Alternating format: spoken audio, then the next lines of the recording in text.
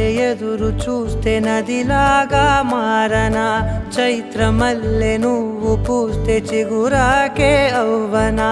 నన్నే వరించే యువరాజును అంట నీ యువరాజు